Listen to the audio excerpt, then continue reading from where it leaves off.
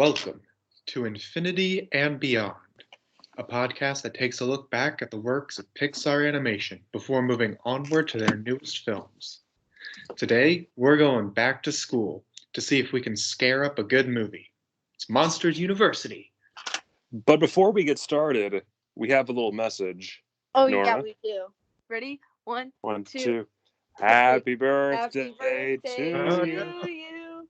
Happy birthday to you. Happy birthday, dear Daniel. Happy birthday to you. And many more. Aw, thank you guys. You're welcome. For the listeners who couldn't get the subtle message, today is my birthday. It is. The day and what a better gift the than day this goes up. You're a big boy. I know. me, big boy. You big boy. Yu Hakusho. No. Nora doesn't know what that is. No, it just sounded funny. My favorite Daniel memory of all time is a recording on my phone, a video of us when we were filming my short film, One Last Shot, wherein Daniel said, "Turn on your video, I need to say something." And you just go, me, big boy. And me and Jason and Olivia, we laugh. That's my favorite Daniel memory. I finally watched, because I'd seen most of it, but not all of it, Jack's Film's Christmas Song 6 with, because I had already seen the Shrek 5 trailer part, but it was great reliving it. And then I just watched the rest of them because I, love them, so. You watched it with me and Kale. I know, I watched most of it, but I didn't see the beginning. Yeah. Well, that was a good video. Most of his are. But before we get too deep down the Jack's films, we should get into the movie discussion. We should. Who the gosh darn heck are we? I'm Daniel Hudson. I'm Jaron Gravely. I'm Nora Jones. And today is possibly the most important episode of the podcast to date. Why? Nora, I was about to say, do you not know, but... Daniel, you should always just assume that I don't know. I'm a year older and not any wiser. So, Nora, the big impetus behind this podcast, I originally pitched it to Jaron as setting up for Onward by watching all of the Pixar movies before it. Mm-hmm. And Onward is written and directed by Dan Scanlon, who wrote and directed his debut film, Monsters University. Oh. So this is our sneak peek before we get to the climax of the podcast later in March. So Mimi really is a big boy. Yes. Me, very big boy. I feel like we say every podcast is the most important podcast, but that's true because, live in the moment. Well, last week was our Civil War. I thought that was hilarious, but I will still there love was it. security footage of Nora killing my parents while she was brainwashed, and then Olivia kept the secret, and me and Daniel fought you guys in the snowy plains of Russia. Yeah, all the I will while. come for all of you. But at the end of the day, Olivia gave Jaron a flip phone that said, "Hey, we're cool." Yeah.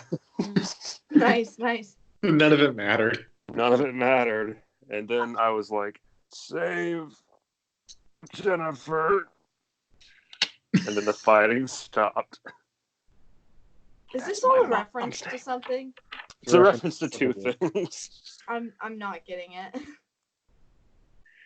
Okay.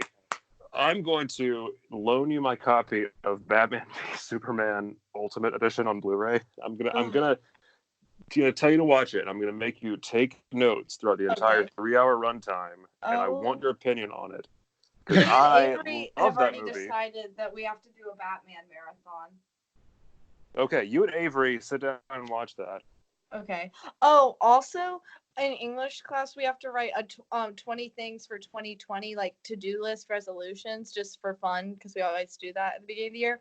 And one of my things is watch Star Wars, and it's specifically for you, and also Gideon because he loves Star Wars. So very good. My 2 Star Wars folks. There you Indeed. go. Well, Okay, Gideon, if you're listening, it was really nice to meet you the other day. Oh. It's always good to watch the movies that everybody says you have to watch just because. Yeah. Daniel was trying to get me to watch Scott Pilgrim, and I eventually did. Eventually. As in, like, years after I first told you. All right, so how about I do the plot recap for this? Wow. Yes, I would like to hear the plot recap. Because I think it's my turn. Yeah. So that means next week's my turn. Okay, go ahead. I thought. So you did. No, Olivia did last week. Yeah, Olivia did last week, and I think the week before that, that was Cars 2, and you did that one. Yes, I was just thinking thirds. Never mind. It's your turn, Daniel. It's my turn for Inside Out. Yes. Oh yes, Is that's the one I want you to do because I know you really like that one. Aww, Yes. That one's adorable. I got to do Toy Story 3, so that as long as I got to do that one. That means it's going to be interesting when Nora has to recap the plot of The Good Dinosaur. Oh dear, that's the one I have not seen. I haven't seen it either. I think this entire podcast I've been the most excited for the Good Dinosaur episode because I have no idea what's going to happen in that one. Could be another Civil War. We don't know. I don't know. But we got Inside Out before that, and we still have to get through Monsters University before that. Bringing it around. Jaren, go. Here we go. There's a school field trip with a bunch of little baby monsters, and there's everyone's favorite little green baby, younger version of a well-loved character that everyone loves. So freaking cute. Baby Mike Wazowski. 10 times better than Baby Yoda, because Baby Mike Wazowski can talk. Baby Yoda can't talk? Baby Yoda can't talk. What is his purpose? Merchandising, where real money's made. Anybody get my reference? No. I don't think anybody got my reference. It's okay. What was your reference? When Nora said, "What is his purpose?" I said, "You pass butter." Anyway, Baby Mike Wazowski is on a field trip, and he's like, "Hey guys, I'm a little monster guy. I'm cute. Look at me. I found a nickel." Oh my gosh. Oh my gosh. Yeah. So they go on a field trip to Monsters Incorporated. Good fanfare. Yeah, that's the theme for the movie. Yeah, it was good. It was good. Yeah, and they go to the scare floor with all the doors, and it looks like how you remember it. I've got some things to say about that later on, but I really like this one, so I'm getting excited.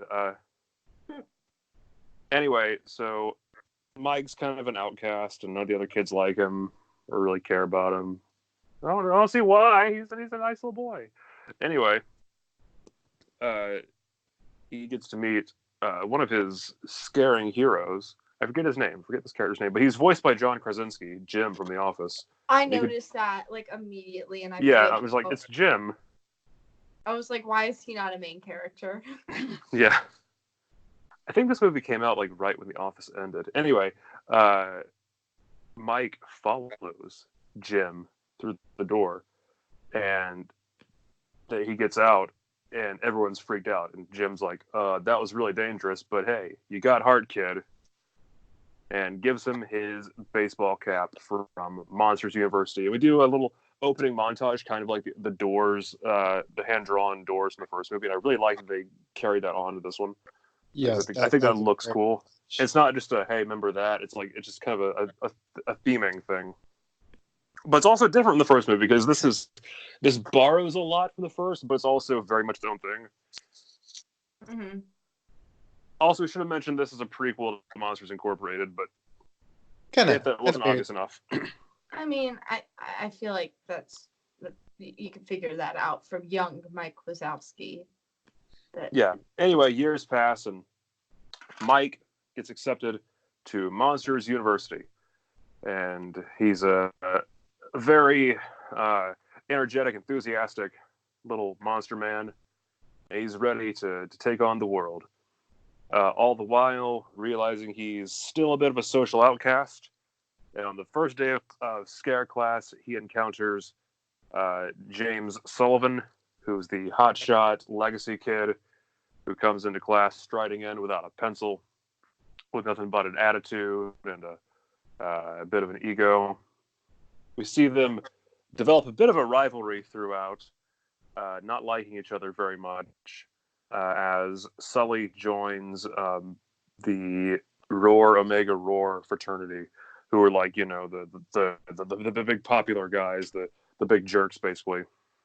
Yeah. A mishap ensues, and Mike and Sullivan, he's not called Sully yet, he's just called Sullivan in this one. Both of them, a mishap ensues, and they both get kicked out of the scaring program by the dean. Anyway, the next semester happens, and they're both in Scream Can design class, and they don't like it. They think it's boring, as it kind of is. And then they join in the scare games, because Mike has a deal with the dean and says, hey, if I win, you let me back in the scare program. If I fail, you expel me altogether. The dean agrees. And so Mike joins the Uzma Kappa fraternity, who are like, Yes. the losers. But they got heart. They're a bunch of quirky misfits, and I'd probably be friends with all those guys. They're beautiful. They're beautiful creations. I love them, all of them. I'll get to that in a minute. Sully eventually joins in because he wants his way back into the scare program as well.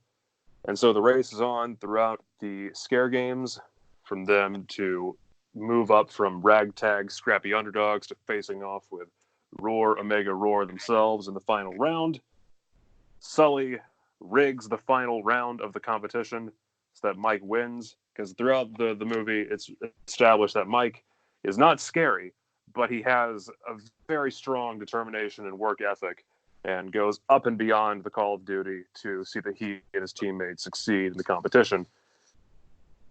Then Mike escapes from the competition after it's revealed that it was rigged by Sully, and enters the human world. And there's a camping trip of a bunch of children in a cabin, and Mike decides to prove that he is scary and tries to scare them.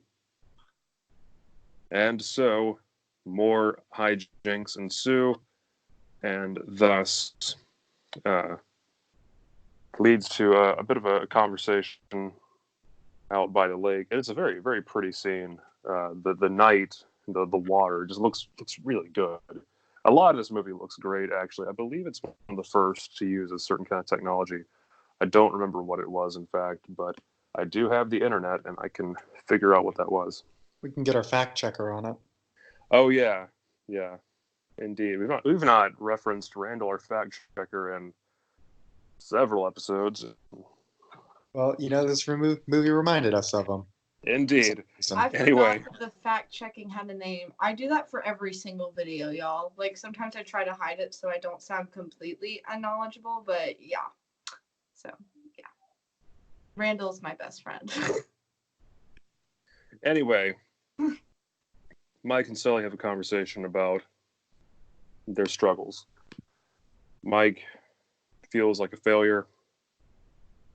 And even Sully, who seems to have so much bravado and confidence, is actually just as scared and nervous on the inside because he has to live up to this grand legacy of scarers.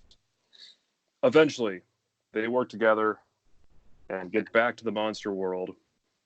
They're kicked out of the university, but the other Uzma Kappa guys get to go on and get back to the scaring program. But Mike and Sully are kicked out. They find their way in the mailroom at Monsters Incorporated. And the rest is history. And they broke the all-time scare record. That was amazing. Indeed. Well, that was technically in the next movie. The point is they eventually get to. No. When they escaped, they blew up like 50 million of those scare bottle things, whatever they're called. Yeah, but that wasn't. We don't know if that broke the all-time scare record or not. That could have. I mean, it had to have though, because it was the Dean only had one bottle burst, and they had 1 million. Well, what matters is they did that. Cool. They do it eventually. I don't remember the Dean specifically bursting any bottles or scream cans in this one. No, she didn't. It's just that's the thing that they break in the beginning is her yellow bottle. That was the one that broke the record, as in that one plus everything else in her career broke the record. Oh. I thought they were just talking about that the scream in that singular bottle was so scary that it broke the record compared to other screams. No, that was not the vibe I got from it. Yeah. Yeah, y'all are definitely right on that one. Well. Well, what matters is they had a big enough scream they were able to break into the human world again. Yes, it was beautiful. Exploded. Anyway, so I guess we should talk about personal connections to this movie. Yeah, so this movie came out, let's see, I started college in fall of 2012, and this one came out, I believe, it was 2013, but I don't know when in 2013. So it would have been... so you started college in 2012? Yeah, I graduated high school in spring of 2012, and in the fall of 2012, I started college. Wow, you mean 2015? Oh, my mind is stupid. I was going to say, yeah, because I was about to say. I was going to say, I was 10 in 2012. There is no way. What year is it even? It is right now. Oh my gosh, it's 2020. Wow. Yeah, no. 2020, new decade. We're recording kind of late. I'm just going to say I was tired. No, I started college in 2015. I don't even... Yeah, I was about to say. It's okay, Daniel. It's okay. You made a Nora. I made a Nora. Is that what we're calling it now? Yes. Sure. I support it. So, this movie came out in the summer of 2013, so early high school. Yeah, so I've got a story about that. In 2013, when this movie came out, I didn't see it in the theaters for whatever reason, but I did catch it on Blu-ray, like when it came out. So when this came out, I was 17. I was a junior in high school. Oh my gosh, that's what I am. Yeah. Wow, that's crazy. And I was homeschooled in high school, but I took dual credit courses at the local community college. So, and I'm not going to name it because...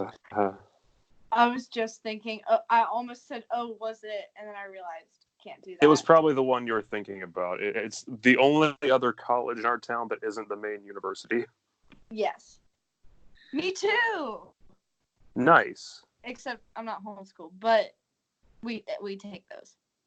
I worked in the bookstore there this past summer as a little temp job. That's fun. To make some pocket money. Yeah, let's make Daniel not have to edit on his birthday. Yeah. Anyway, I was taking dual credit courses, and I could kind of relate to some of the stuff in this movie, even though I wasn't a full-fledged college student. But then in the fall of 2015, I began school at the university that will not be named. Not because it's a bad university, because I just don't want to reveal where we are. Where I met Daniel Hudson, in my first semester. I'm pretty sure on my first day too. Aw, it was true love at first sight. Yep. That first day is tied into my favorite memory of you, actually. Wait, what happened? It was in Stevenson's class. It wasn't Stevens' class. We were in, I think it He was was going intro around mascot. asking, like, hey, so what are you guys all in this course for? And you, like, raised your hand and you're like, you said something about how you would like to, like, use the experience you get through here to, like, break into the film industry and start, like, making films. And I'm like, this dude's cool. I want to be his. Nice.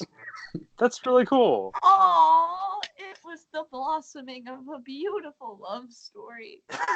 Yeah, we were no Mike and Sully in college. That's for sure. No, we got off. We hit it off really well right out of the gate. We were Mike and early Randall before Randall became. Randall. Yeah, I was thinking about it. I guess that's our Pixar duo. I don't think Mike and Randall is your Pixar duo. No, Mike and Sully. Oh. But later on. Yeah. I am not part of a Pixar duo with Nora. I'm actually part of a Disney duo with her. I mean, the three of us are the trio of Carl, Russell, and Doug. Yeah, basically. Doug. We established that. But if we were Disney, strictly Disney. Squirrel. No, Nora, you're a certain video game glitch, and I'm a certain video game villain. What? Glitch? I'm Vanellope Von Sweet? Yes. Love that. No, people have compared me to Wreck-It Ralph before, and I'm like, what? Really? Yeah. If anything, I think I would be Fix-It Felix. There it is. There you go. Anyway. Yes, so Monsters University, talking about personal connections before we got sidetracked by memories. Oh, yeah. So this was a fascinating one. Now that I'm in the right headspace to remember, and I know I wasn't in college when this came out. It's okay.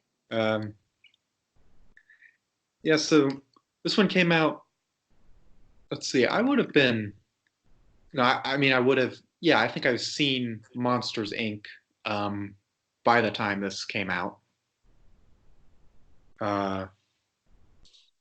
So I don't think we ended up seeing it in theaters, my family and I, but I did catch it eventually. I'll tell you what I did see that summer. Oh no. Man of Steel.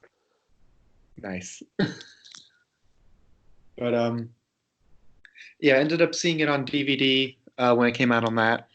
And I don't think I watched it again in full until we watched it for this podcast, actually. Really? Okay. Yeah. I remember Like the last rewatched time clips. I and don't stuff. think I have seen it in full either since the first time I saw it. Interesting. I remember the last time I watched it in full before this was actually right before I started at the university. So So I was you, like, you huh. will let yourself get in the headspace. Yeah, I was like, I'm going to college. I like this movie.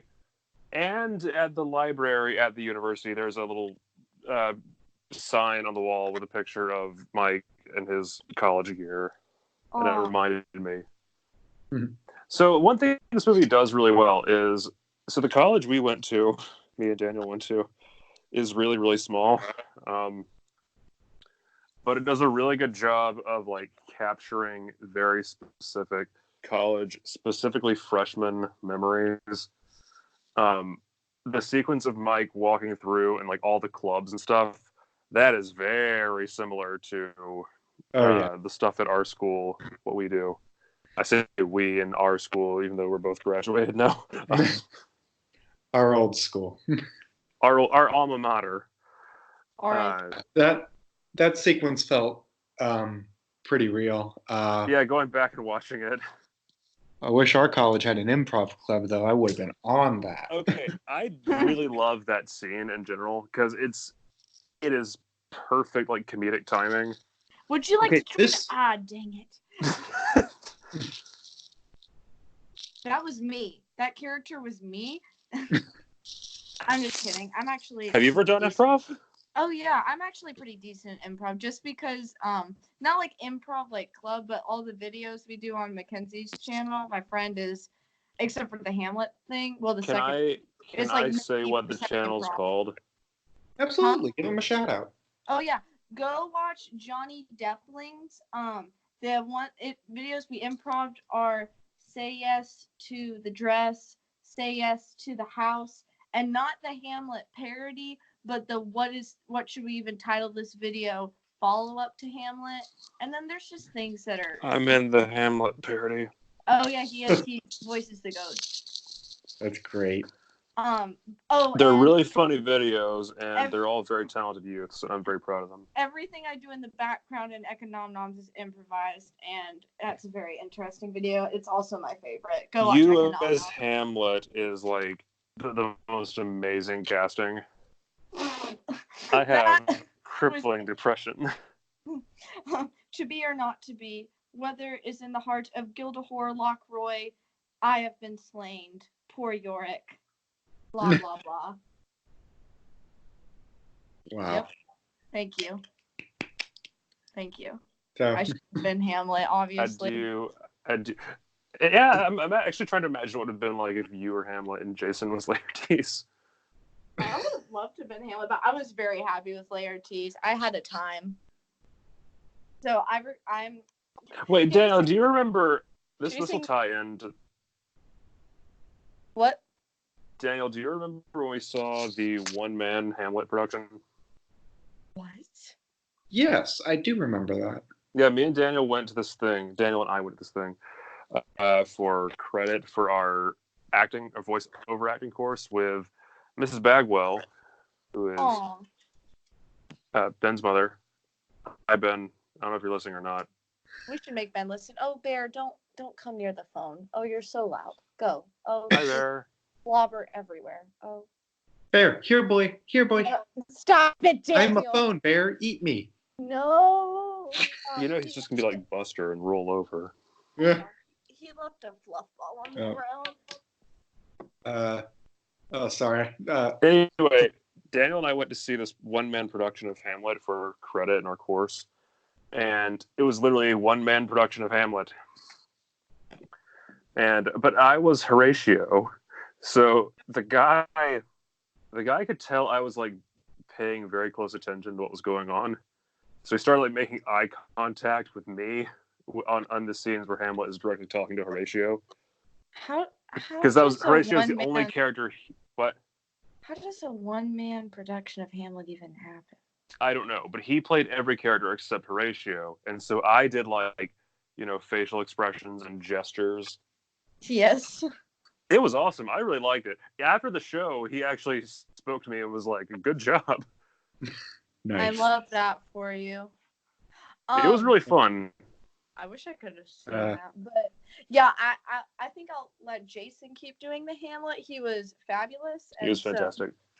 Yeah, obviously, if you go watch the videos, you can see that my Hamlet is just spot on, like the most accurate thing you've ever seen. Like, just wow.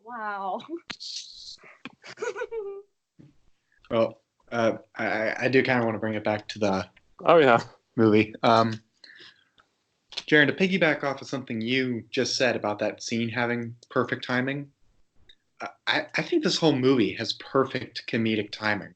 It really does. Like, I don't think I really appreciated that my first time through, but like, I don't know if it's Dan Scanlon specifically or just his team working together, but they nailed so many screenplay. When Terry's like, "It's time to party," and the disco ball drops. Yeah. Oh yeah. Or in the Scream Can class, some say Scream Can design is a waste of a monster's potential. Open your books. Perfect. Yeah. There's also a really great Princess Bride reference in this movie. There is? Yes. When Mike is asleep and he's caressing and kissing Sully's hand. Oh. He's like, I may be just a stable boy and you're a princess. Yes. Because, Yes. Billy Crystal was in. Yep. Yeah, that does make me a lot more excited for Onward than I already was. Because now I'm hoping that one's got just great jokes out the wazoo. Maybe we'll get another Princess Bride reference in that. Maybe. Yeah, no, I didn't pick up on the comedic pacing the first time I saw it because I was younger. I know I saw this in theaters though. Girl, you were like 11. Yeah, most of the Pixar movies I hadn't seen in theaters. This one I saw in theaters, and I know I'd been like watched Monsters Inc. in the past. Not like a lot though. Like really, it was not one I watched frequently. But I thought, oh, it looks good. It'll be fun. I remember I really liked it. And then I know I've seen it like clips or parts of it. Maybe I did watch it again after that. I just don't remember like sitting down and watching it, but I'm sure I probably did. But it hasn't been a while. So then when I watched it this time, it was hilarious. Like the first 10 seconds of the movie, I was hooked automatically because I did not realize well, I guess like when Mike steps out of the bus and he says, "A nickel! I wish I had pockets." I did not know that was from this, and I lost it. And also, his basic teacher's name is Karen, and I know that wasn't a thing when the movie was made, but it was very, very funny to me. Dang, Karen. Speaking of, I recently today bought an essential oil diffuser. Oh, I love essential oils. Oh no! I also bought a Himalayan salt lamp, so I have one too.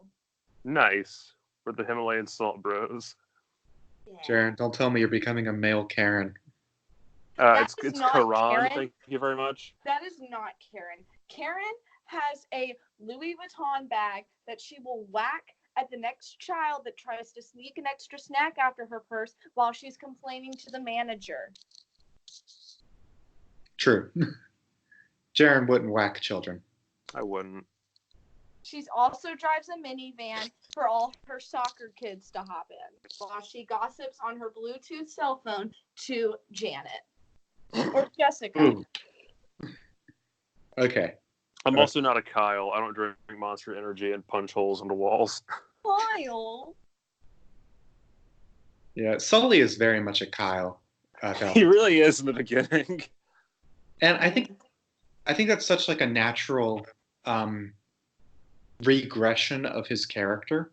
Because in the first movie, he really does like feel very mature, and like his main character arc is just recognizing that Boo isn't toxic. Yeah, and event in protecting her and being like here we go again with the father symbolism. Yeah, and so basically what we're going to do here is point out the father of this story. But like Sully being just like coasting off of like his family name and being like a jock, being that feels like something his character could have been at some point, because like the natural evolution of that kind of character is for them to just become like the mature dad, the way Sully was in the first one. And okay, this movie being a prequel really helps. I genuinely like that they didn't make a sequel. I was disappointed when it was announced to be a prequel. No, I like it so much better as a prequel. Yeah, I don't think a sequel to Monsters, Inc. could ever work, but a prequel? I don't think a sequel to most things can work. Unless it's Pixar. Pixar does pretty good with sequels. Like, good job. I mean, Cars 2 was, but the others. I thought you liked Cars 2. I do like Cars 2, but compared to the first one, it is not as good. That we can agree on. Cars 3 is the best of the trilogy. I'm actually kind of looking forward to talking about that. I like Cars 3, and I do like Cars 2 is entertaining, but like I mean, it's for like This is the first and only prequel Pixar has done. But really, would you want to see a prequel to any other Pixar movie? Let me think. Maybe a Toy Story prequel where it's like Woody Andy's father. That might be a thing. That could work. I wouldn't mind that at all, actually. Oh, I know what I'd want a prequel to. Brave. No, The Incredibles when it's Incredible. Yeah, I would love that actually. That And, actually like, sounds it's really good them too. Fighting. Yeah. We're not going to get a prequel to Brave. I know they have thrown around the idea of a sequel to Brave at Pixar. Braver. No, I think Brave's a masterpiece. Let's let her rest. Okay, the less we can say about Brave, the better, because we saw what happened last week. Don't even come at me, Jaren. Olivia, I love you. Come back. She's too upset. She's going to come back the next time, and she's going to be singing all these songs of madness and eventually go into a river. That was an Ophelia reference. She was Ophelia.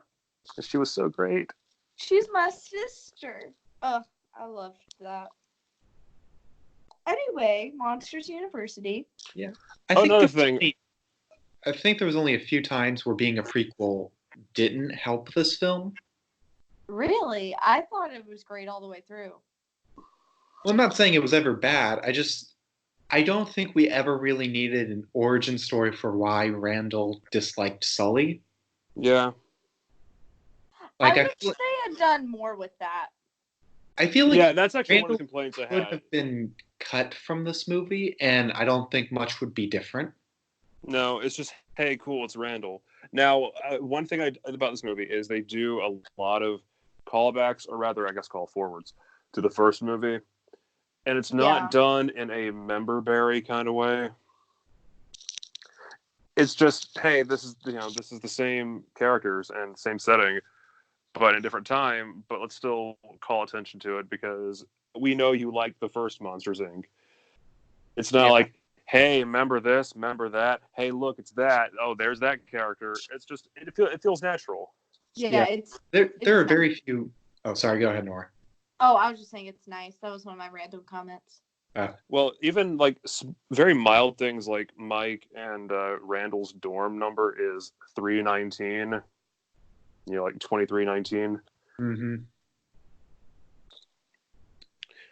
And there's also a poster on the wall that says, "Shh, do you hear that? That's the winds of change."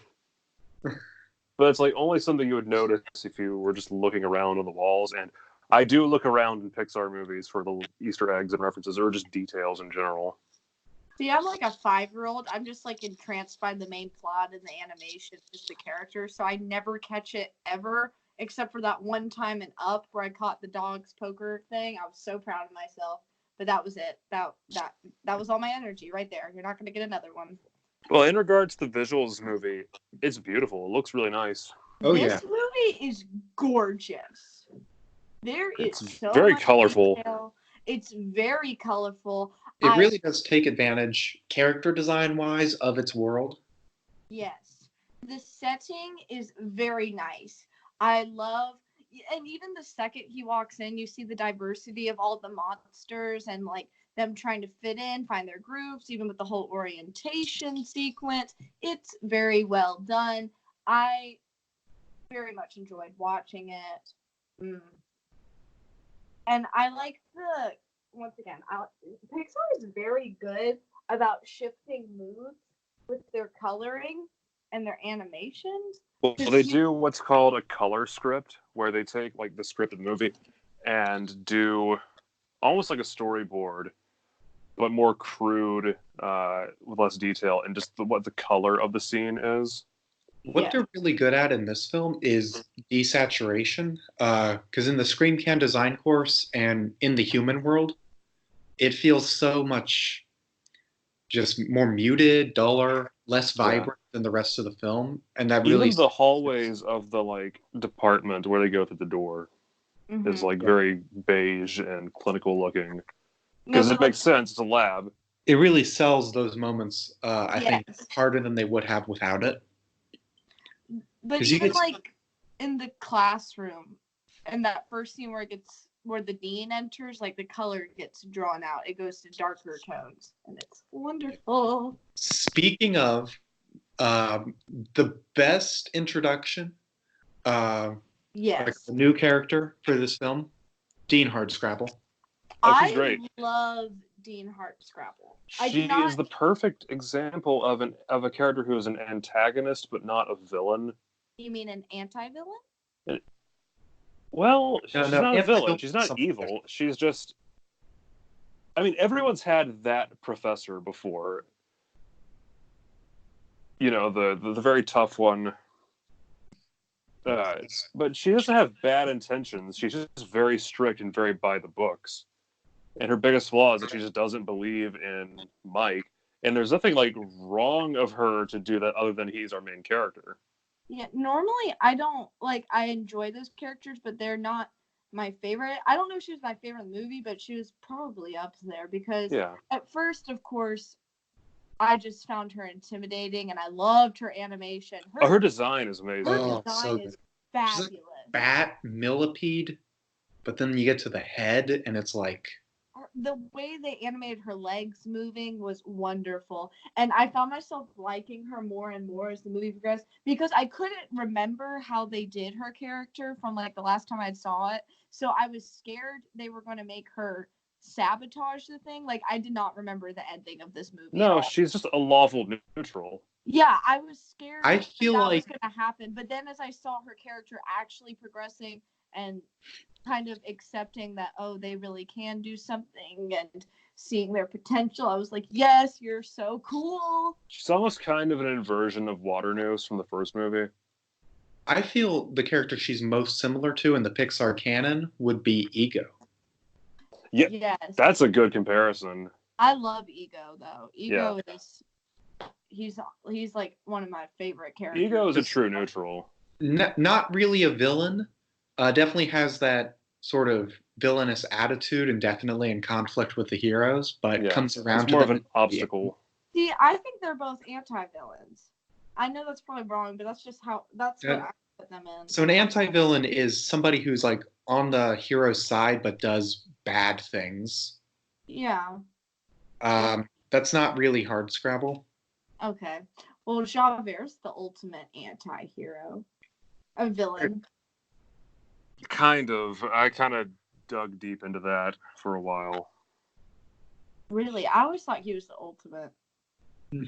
But no, I dug into him as mostly like a very conflicted individual who's neither good nor evil. Yummy. Yeah. That's not really hardscrabble, though. Like I said, lawful neutral. She lawful neutral is definitely her thing. Whereas Waternoose was more like chaotic neutral. Kinda. I think he was just more closer to evil. Yeah. Okay. Yeah. Yeah. Given what he was doing, like you might say lawful evil. Yeah. Yeah. Because he wants to uphold the company, but does very dastardly things along the way. I don't know. I thought he was more chaotic. He's definitely not neutral. Yeah, no, not neutral. I would say lawful because he's holding to the company, but the things he does at the end with like, or I don't know. Well,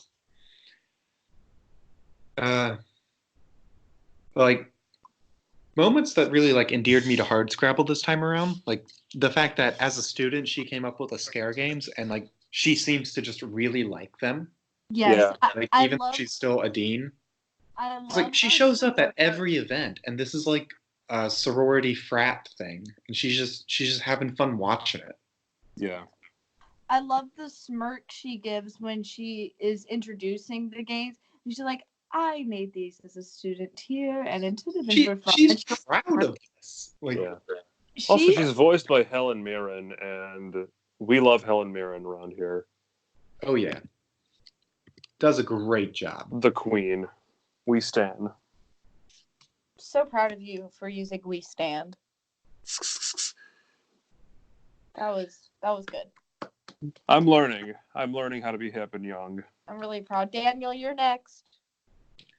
No, I just aged. I'm not allowed to be hip and young at the moment. Come on, Daniel. Your birthday's got to be fun and fresh. Maybe it's pretty lit and on fleek. That's all I require of you. Is to incorporate fun and fresh. Spicy, one of those spicy memes. Oh no.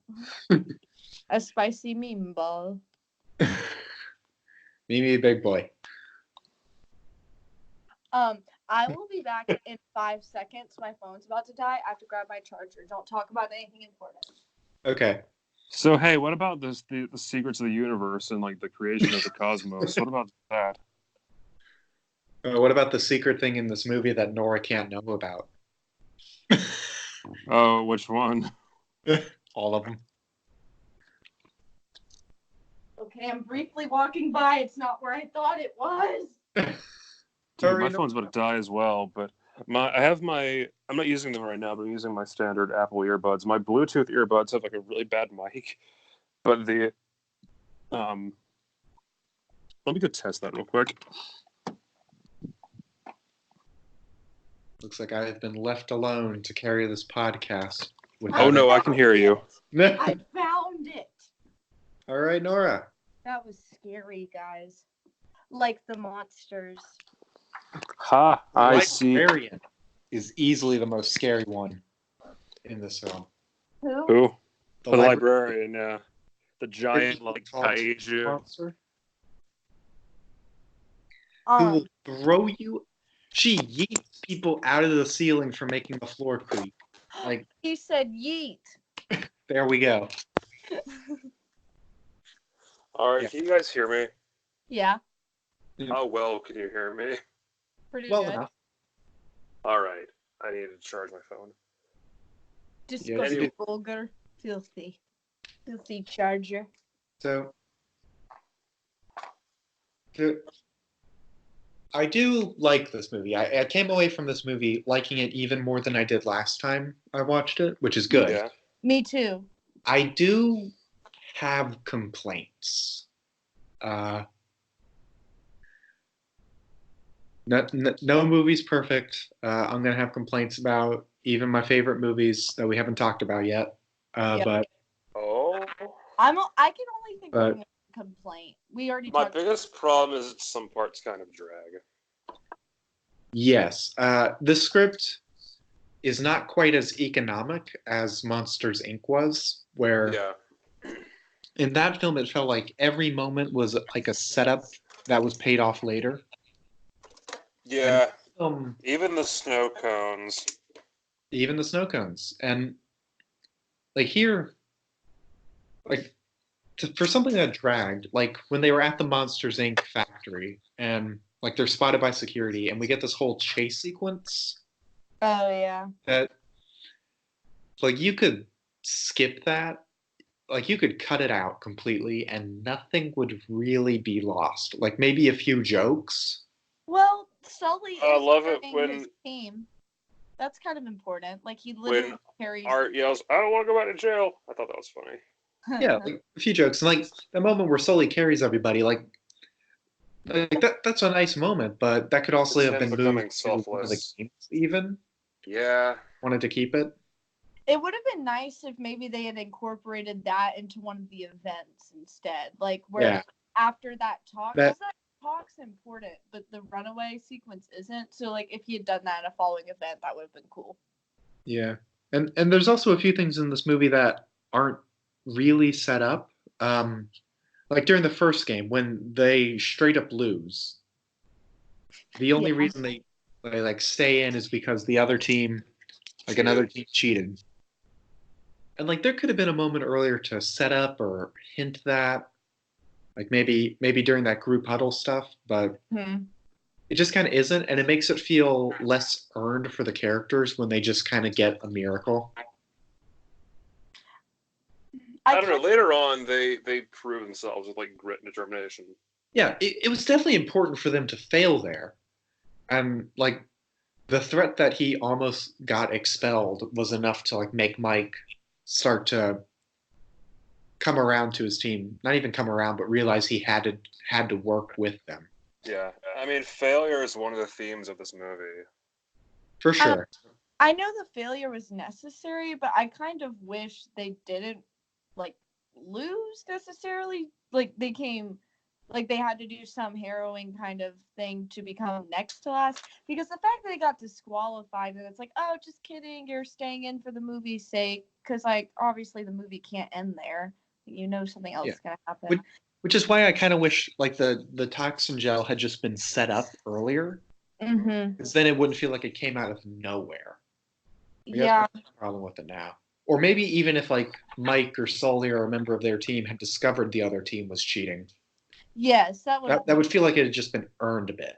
Yeah, and one of them having to use their wits or work together to discover it that something wasn't right. They do cover it up decently well, because like Hardscrabble gets cut off from saying Mike needed a miracle to win, and then they get the miracle. And it's kind of clever, it's kind of self-aware. It doesn't fully work, but I do appreciate they tried something there. Yeah. Mm-hmm. Oh, hey, I also have another segment of why Doug Walker was wrong about his movie. Ooh, hit me with that juicy Doug Walker content. Kill me. Yeah. There. It's trying to be a college movie. Why is it not like the other college movies? What just happened? It's not. What just happened? You know that guy we hate who we make fun of, Nora? Oh yeah. There was so much that just happened in the last 30 seconds. Daniel said a sentence that what was that? And then Jared started screaming, and then I was confused. And anyway, Doug Walker doesn't like this movie because... Does he like any movie? I don't think so. I don't think he likes anything except his own shiny bald head and his ego. Ha, ego. Huh. Uh-huh. He doesn't learn the lesson that ego learns. Let's just say. Because he keeps being an arrogant jerk. Yeah. Anyway, he doesn't like this movie because he feels like it's a cheap parody of like college movies from the 80s.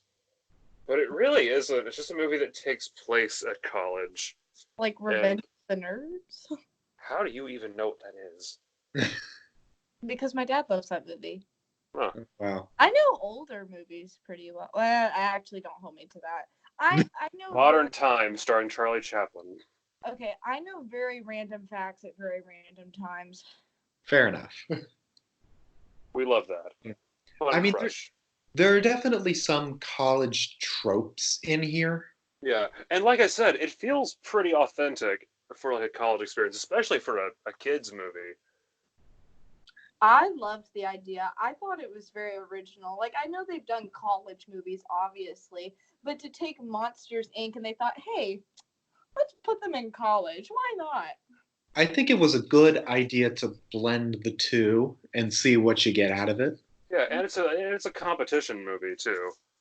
It's an underdog story. That also borrows some from college tropes, like the games aspect of the frats and sororities.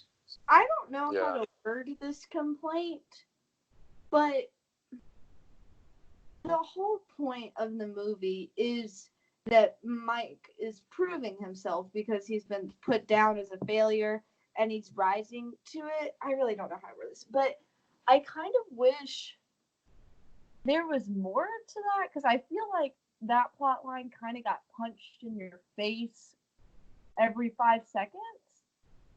But I didn't hate it, because I love how he continuously works no matter the odds, and that's the best thing about Mike, you know, and that's why Sully works so great. I just wish maybe, I don't even know. I almost want to say that you knew some of Sully's struggles sooner, but at the same time, that climax by the lake is great, so I really don't like that. I don't know. Well, you kind of see a bit of Sully's insecurities early on. Yeah, you see he's just kind of coasting off of, you know. I think, Nora, maybe what your problem with it is the world is a little too cruel to Mike at times. Like, so. Oh, people are huge jerks to him. Like, so many people just put him down, not even in scenarios where they feel threatened by him. Like, the Roar Omega Roar guy in the final competition, like trying to. Worthington? Yeah, Worthington trying to, like. He was cool. He was voiced by Nathan Fillion. We love Nathan Fillion. Like, Worthington trying to, like, psych him out, like, right before they do the final thing. Like, that works because he legit feels threatened by Mike in that moment, or at least Mike's team. And so it makes sense why you'd want to put him down, but, like, Hardscrabble does it constantly. His Yeah, teachers do it. Sully does it a good bit. it's rather repetitive.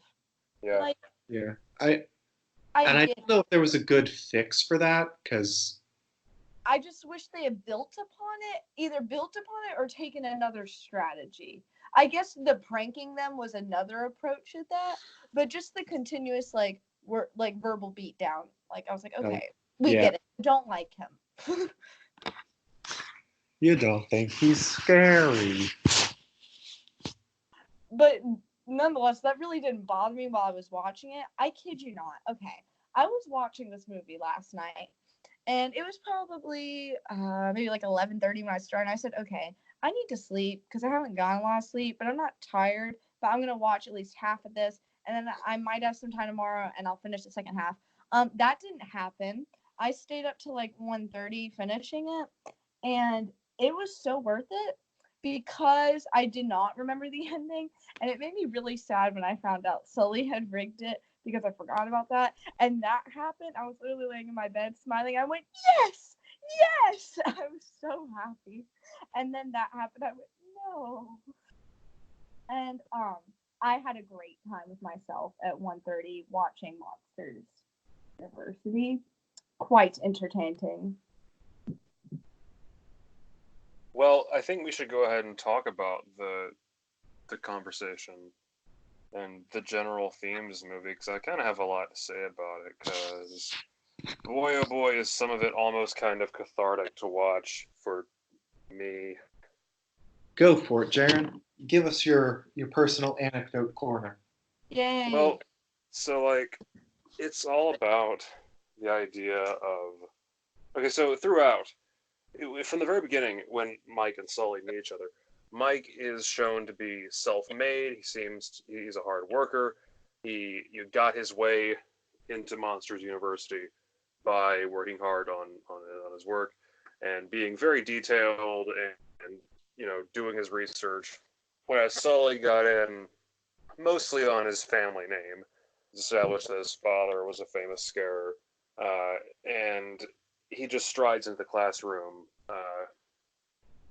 with without anything, and he even even later on he throws Mike's textbooks out of the window because he thinks all it takes is just his raw talent, but there's more to it. They have to work together, and like You mean raw talent?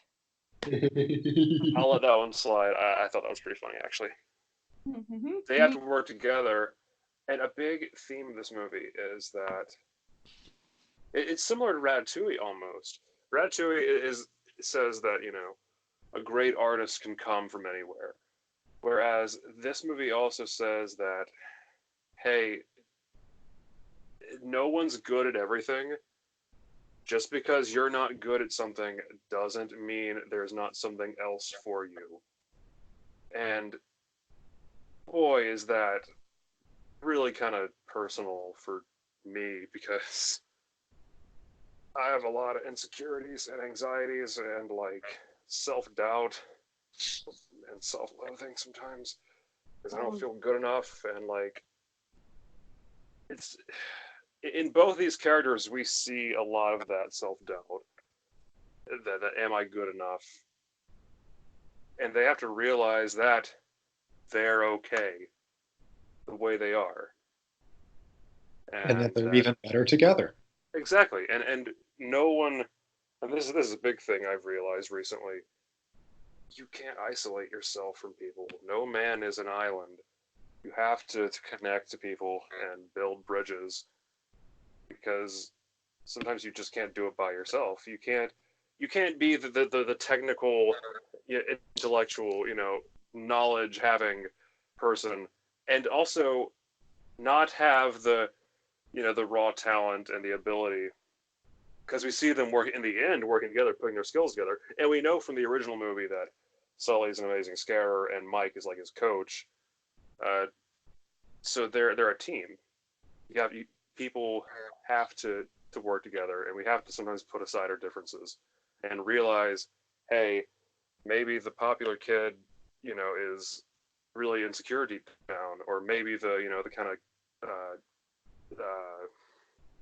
what's the word? The outcast is, has a lot more to him than he seems. And like I know that from my own experiences with other people and with myself. So like I feel a lot from that scene, that just because you failed at something doesn't mean you failed altogether. You can always find another opportunity. You can always look for something else, and you're okay.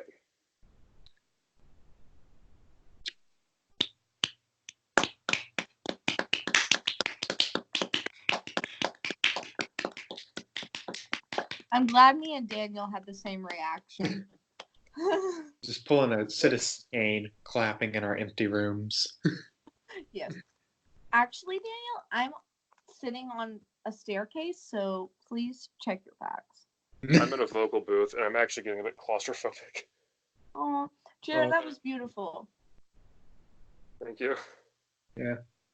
And I think to build off that in a way, I love how Mike's journey, while it shows him he can't do the thing he wants to do, it ends up showing him the thing he can do the best, which is coaching other people to be scarers. Yeah.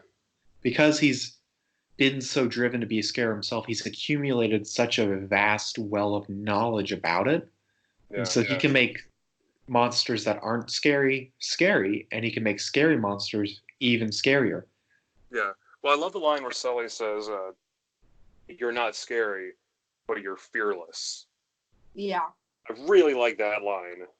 Well, okay, what makes me upset, I almost wish Sully didn't rig it, because he genuinely looked scary when he did the doll thing in the actual contest. I know they probably wouldn't have won, but that compared to what he does in the log cabin is drastic. Yeah. One thing. So I think he can be scary. And I feel like Yeah. his whole confidence got shot down, and now he can never do it again. Oh, hey, also another thing. In the end of the first movie, when they convert to laugh energy, who do we see making the kid laugh? Is Mike. He probably found another calling. Aww. Yeah, That really puts that in more of a context now. I like that. This movie kind of adds to it. Oh, Jaren, question. Yeah. You're an English teacher, correct? Yes. During your beautiful speech, was your "No Man Was an Island" a reference to a certain British literature poem? Perhaps. I don't remember what it's called. That's what we did before Christmas break. Well, we're still doing poetry, but it was in that realm, and I recognized it. So, kudos to you, my friend. Indeed, thank you. Anyway. Yes, anyway. I like that this is a film that, as a prequel, it can add to the original film, like we were talking about with Mike's ending in Ink. Because it's not something a lot of prequels can do. Yeah. Like, looking back at the history of prequels, I think the only one that's universally considered a good movie is The Good and the Bad and the Ugly. X-Men First Class. Yes, but that arguably wasn't a prequel so much as it was branching off into a new timeline. We don't need to talk about all that. That's too much. What's the good, the bad, and the ugly? So, just so you know, if this podcast ever like blows up one day, and a lot of cinephiles like watch it, some of them are gonna blow their brains out based on what you just said. No. Hey, she's still learning. I know. Again.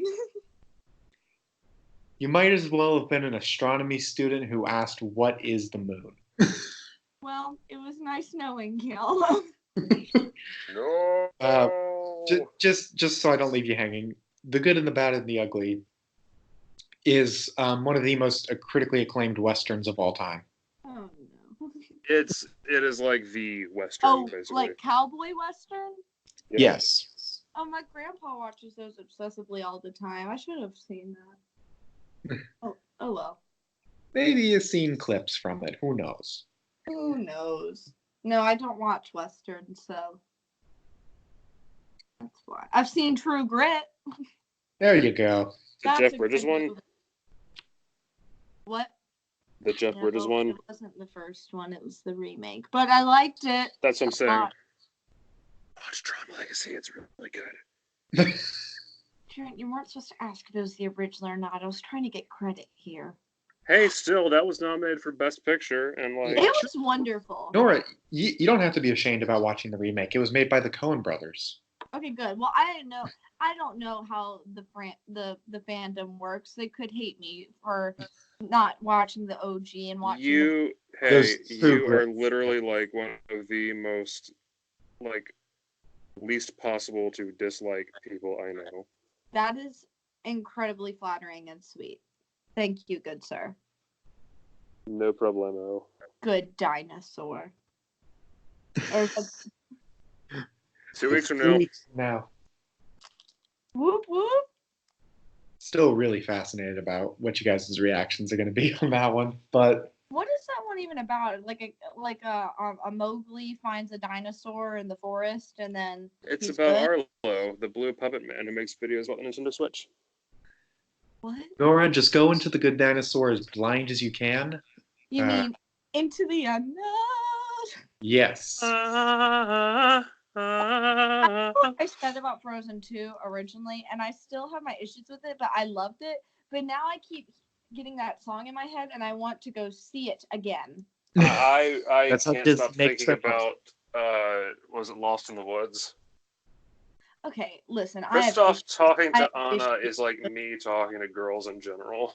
I have issues with that song. I mean, the song is fine, but the movie's like good. I enjoyed it. Like, don't get me wrong, like it was good. I just have questions and a few issues. So there. But I love that see it again. Weezer was like on the soundtrack. Weezer, a band for sad, lonely losers like me. They put him on the Frozen soundtrack. I like that Panic at the Disco sings Into the Unknown. Listen, I like early Panic at the Disco. I don't like the modern era. No. They lost their edge. No. I like the music in this movie. Soundtrack is really good in this movie.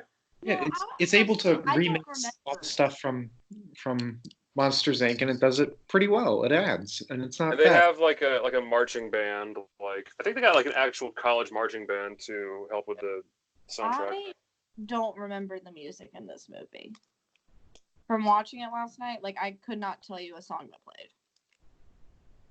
You Well, also Randy, there's not a song in it. In the original Monsters Inc., there's I wouldn't have nothing if I didn't have you. Oh, It was trying very much to be the next You've Got a Friend in Me, but I mean, I remember enjoying all like the marching bands and like the party music that was happening. I was just thinking, well, I don't really remember there being like a signature song or soundtrack other than the. I mean, it repeats the leitmotifs from Monsters Inc. because it has to. yeah, and Randy Newman did the score for both, so. See, I haven't seen Monsters Inc. in a long time. Fair enough. You owe it a rewatch because it's quite good. Well, first of all, I'm fully intending on us doing those lists, and I was planning to go watch the ones that I wasn't on the podcast for. So Really, just like the first 4 or 5. Yeah, like Toy Story, Toy Story 2, Bug's Life, and Finding Nemo. Maybe That another. is right. But yeah. Yeah. That was pretty good, Nora. We'll get Remember, good job. So there are 2 more big things about this movie I want to talk about. The first being Uzma Kappa. I love them. They are all adorable. They all each have a little quirk, and it all comes into play later. That's what I was going to say. Every character in this movie is very distinct, and I always appreciate that. Some of them aren't fully fleshed out, like Worthington, but I think that's fine because they all fill a role, and it's part of the bigger machine. It works. I'm okay with it because each character is so distinct and does play their own role. Except Some have some really cool designs too. yes, that's true. Except my only issue with character-wise really is Randall, just because I feel like his backstory for disliking them is very weak. Yeah, I And feel like if Randall had just stayed a Monsters Inc. only character, we wouldn't really ever question, oh, why does he not like Sully? Because that movie sets it up so easily. Yeah, Clean. or maybe he just has like a cameo, like he's in the background. it makes Because no sense. Why George, the character who got 2319, he has a cameo. He's in the background of the So scene. what I would have found hilarious is if Randall wasn't in this movie at all, but then everyone on Pixar's like, of course he's in here. He's in every single frame. He's just that would have been perfect. Yeah. Perfect. It's just like, I feel like the best part was when Mike was like, my best friend forever will be behind this door. Open, Randall.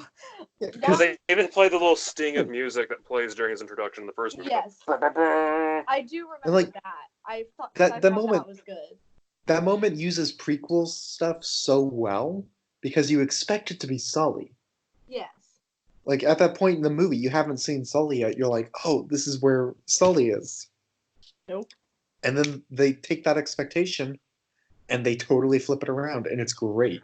Yeah, I was flip-flopped. It was nice. But that's Randall's best moment. After that, he doesn't do a whole lot. Oh, the cupcakes are funny. They, like, his cupcakes, I guess, get thrown in his face, and then he joins Roar Omega Roar. He's like, I'm in with the cool kids. And then all of a sudden, because they beat him in the race, I don't even remember. I just remember him saying, I'll never forgive you or something like that. And I was like, okay. I was like, that's the last time you beat me, Sullivan, or something. That was it. I was like, okay, calm down. Like, it was one moment. You're fine. Like, go get your cupcakes and have a pity party. I mean, maybe something happened in, like, the 10 years between the two movies. But, I mean, they really did nothing to him. Like, maybe he was jealous that Mike and Sully worked their way up from being I mean, I guess, but I wanted more. I wanted more. I wanted more or nothing in regards to Randall, I guess. With me, it's all or nothing. Is it all or nothing? Oklahoma. Well, there needs to be a supercut of, like, there's going to be every time Jaren sings, every time Nora says your opinions are trash, every time Daniel desperately tries to get everyone back on topic. Daniel is really like our referee. Speaking of, he kind of is. There he goes. I do want to know, who's everyone's favorite Uzma Kappa? It's hard. I like Don. His design's really cool because he's got the mustache, but it's like a thing. I don't know what you call that, but I like him, but he's probably my least favorite. Well, I like him because he reminds me of, like, certain people I know. But that's not true because I like them all. So yeah, they're all great. All Terry and Terry is a fun concept. Oh, I'm a dance major, and I'm not. My favorite, I don't remember their names. I'm sorry. And that's not like a character thing. Like, I'm just horrible with names. So bad. I like the Squishy What's my name then? No, that's literally his name, Squishy. Is it? Yeah. Or his nickname. Everyone calls him Squishy. Is it really? Seems like Scott Squibbles, I think. That's awful. I forgot. Well, my favorite is either Art or Squishy's mom. Yeah, I know Art is great as well. This is my favorite zoo around campus. Art, have you been here before? I have a life outside the house. I love Squishy's mom doing laundry. While they're doing the initiation. Again, such perfect timing as it just keeps getting louder in the background. She's like, I'm just gonna turn my tunes on. It's like death metal. I was expecting that, though, and if that hadn't happened, I would have been upset. Well, I think what really makes that moment for me is, like, she doesn't even, like, start screaming along with it or anything. She's just sitting there smiling. Yeah. I take it back. Dawn is not my least favorite. I just wanted him to already be in a relationship with Squishy's mom. I'm your father, who's also your brother. I think that's the only thing that bothered me. I just wanted him to already be there. No, I like him. I think he has a really good character. What is it, Jaron? I say Arc. Arc. He has a Like very Indiana good Jones. arc. He has a very good character arc, especially for a character that isn't necessarily a lead, more like a supporting, and comes in later. He has a very good character arc. Like, Also, I'm totally going to start calling you. What just happened? Hello? I almost compromised our location. Oh, you did. You said it. Dang it, Jaron. You made Daniel edit on his birthday. You It's a bad boy. I'll live. I'm going to start calling you State That We Live In, Jones. You will live, Daniel. Okay, guys. Before we compromise the location even more. Fricking Jaron. I can't believe I was the one who did it this time. You've done it more than I have now. Okay. We're 2-1. Technically, I didn't finish saying it, so. We're 2-2, sir. Oh, yeah. We're tied. Okay. Congrats on being tied for the worst thing to be tied for. Thank you. It took a lot of hard work. So, we're at like the 75-minute mark. There's one big thing left I really do want to talk about. Yeah. So, what do you guys think about Dan Scanlon, the director? He seems talented enough. This isn't Pixar's like most artful movie, but you know, I think he's proven himself. I'm looking forward to Onward. Yeah, I think. Go ahead, Nora. Okay. I was gonna say I think his setting, location, animation, full design is great. His comedic timing. Oh, please don't hate me. I mess up his name every time. Reminds me of Brad. Is it Bird or Berg? Bird. Bird? Like fly? Bird. Yeah. It reminds me of Brad Bird's comedic timing because Up is also similar to that, and Incredibles and Ratatouille with that sharp, quick pacing with the timing. It's not quite Brad Bird though, because I feel like the plot is slower and goes into more detail. And like you said, kind of can drag at points, but just depending on how you look at it. But I think his next movie will be really good. Yeah, Onward looks good. I think all of us and Olivia should go see it when it comes out. I haven't heard about it till just now, so yeah. Nora, it's literally in every intro I've done before we Onward to their newest. Is that really what you've been saying? I thought you. That was our plan when it was just me and him. It was me and Daniel starting this. Wow, yeah. I thought you were just quoting Buzz Lightyear. Nora, Buzz Lightyear ever says the word Onward. Nora, we've timed it so. Basically, we've timed it once a week because that's how long it'll take before Onward comes out in theaters. Yeah, when we started with Toy Story 1 a few weeks, like 11 weeks ago. So that's what you keep referring to as the schedule. Yeah. Oh. I mean, obviously, we would probably do it in chronological order anyway, but still. Anyway. It all makes sense now. You have just discovered the secrets of the universe. There you go, Nora. 1,000 generations of Jedi live in you now. I'm so slow. People listening to this are going to think I'm faking. I'm really not. That was just sad. It's okay, Nora. In fairness, we never sat down and took the time to explain what we were doing outside of watching Pixar movies. I mean, granted, it was, hey, Jaron, do you want to go to the movies with me and so-and-so and so-and-so? No, I got to get home and record a podcast. You have a podcast? Can I be on it? Listen, I started as a guest. I kept getting invited back. It became a thing. There was no initiation like the Ouz Macappa Like, it just happened. Well, I sent Daniel a text earlier, and I was like, we would have been in Uzma Kappa. Because it did kind of remind me of our days in our department at school. Like we never really hung out with... Neither of us would have ever joined a fraternity, but if we had, it would have been one like Uzma Kappa. Me, you, and Joey, and like... It reminded me of that party we were at.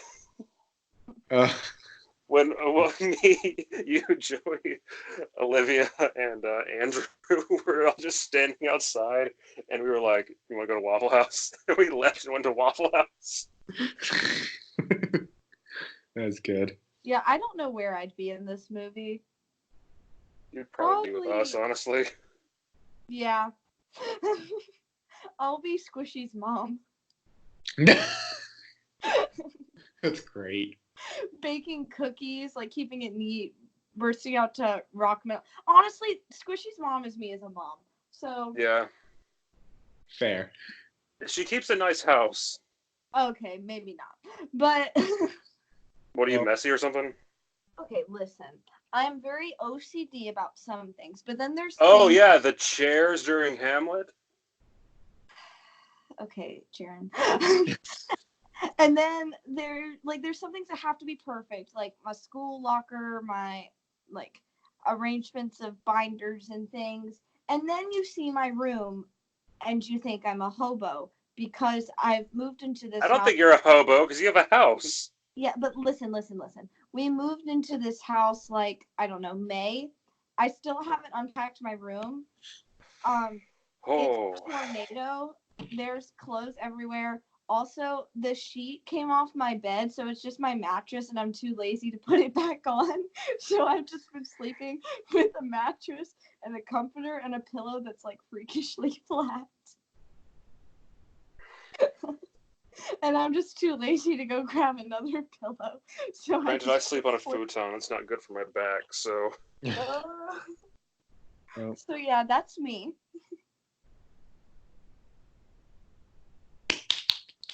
Thank you. Yeah, gotta give you some applause. Gotta clap for that. Okay. Thank you. Back to the on trackness. My thoughts on Scanlon as a director. There were a lot of really good flourishes in this movie I hope he builds on. There was one transition where Mike said, basically like, do exactly as I do. And as he's like taking a step forward, it cuts and suddenly he's stepping forward in the library. Yeah, that was neat. Oh, that was good. And all about that. And I hope he like keeps doing stuff like that, keeps building on that, because I think that would make for a really, really, especially all the things you can do with that kind of transitions and whatnot in animation, I think would be really amazing to see what he could come up with. Because he seems like a very creative guy so far. Listen, I love animation more than I love most things. I think animation is the perfect like art form to try new things. I saw on my Twitter feed someone share a post of Timothée Chalamet, I don't know how you pronounce his name, and an image of Jim Hawkins from Treasure Planet, and said, oh, what about this? And like someone responded saying, why don't we keep animated films animated? And I was like, yes, finally, someone agrees. Yeah, I'm sick of live actions. Olivia would kill me because she likes the new Aladdin and the new Lion King. But what? We discussed this in the last episode. Yeah, I remember you saying that you thought the Lion King looked like trash, and she was like, "No, it's good." I've yet to see either. I've just heard things, and I don't really desire to see either. Well, the new Aladdin is on Disney Plus now, and I'm debating. So, just real quick, as somebody who's seen both. Against his will both times. Against his will, like the genie. Haha. Yeah, that's hot. That's hot. Both of them are jokes terrible. To me, if you're going to watch a live action remake, watch the new Dumbo because it's hilariously bad. Yeah. Wait, really? I wanted to see the new Dumbo really bad because I thought it looked good. Daniel and Joey did a really good show about that because they went to go see it. Yeah. I actually have a recording of Joey and I tearing it to shreds if you want me to send it to you, Nora. Please do that. I will. I don't know if you knew this, Nora, but me and Daniel, we were radio DJs. For what radio? The our school radio station. That's fabulous. Yeah, I hosted the longest running show on our station. Oh, did you play all the good bops? Yeah, I played like hipster stuff because I was a dumb hipster snob What is your in freshman year. definition of hipster? Probably never heard of it. Like, what music did you play? Stuff you never heard of. Give me a shot. I thought Coldplay were sellouts. I know who Coldplay is. I know. That's why I'm saying I thought they were sellouts. Wait. Okay. Okay. We'll discuss this later. Olivia just messaged us. She said, Visco. She's a Visco girl. I have a Visco, but I don't really post to it. Real quick, do we want to just give our last thoughts on this film? It's good. I really like it. It's a lot of fun. Watch it. It has a good message to it, and yeah. Baby Mike Wazowski is the best thing I will ever see. Right. I will say I like a lot of things about it. I hope Dan Scanlon continues to grow. I want him to be like the comedic one at Pixar, the one who's like doing a lot of interesting things with film, and the one who's teaching hard lessons to kids. And I think Onward might be a step in all three directions. So yeah, because Onward looks to be about loss. Oh yeah, what is Onward about? It's about two kids in a fantasy world who try to revive their father, who they never met because he died, and they end up only reviving his legs. Wait. Oh, I have seen that. Okay, well, Nora, now you can get on the Onward hype train with the rest of us. It's with Tom Holland. That's correct. Yeah, I like Tom Holland. And what's his face? Oh my gosh. Chris Pratt. Yes, I'm gonna get hated for all the MCU stands are like, OMG, it's Spider-Man and Star-Lord. I love both of them. They're both wonderful. I'm not a big fan of this Spider-Man. He's okay, but he's no Tobey Maguire. He's no baby Mike Wazowski. Baby Yoda. You know what? Even if this movie had been awful, giving us baby Mike would have been worth everything. Yeah, like honestly. Final opinion. Yeah. Cool. All right, so then I'm Baby Yoda. I think that covers us. Yeah. Tune in next week for Inside Out. I'm looking forward to that one because that one makes you feel all kinds of emotions. We have two original Pixar movies back to back. Varying quality. I'm guessing. It's going to be. What's his name? First. Like, we have not had that in a little while because it's been a couple of sequels and Brave, and then a prequel. Yeah. It'll be nice to get back to more originals in a row. To originality and beyond. Bingo bongo.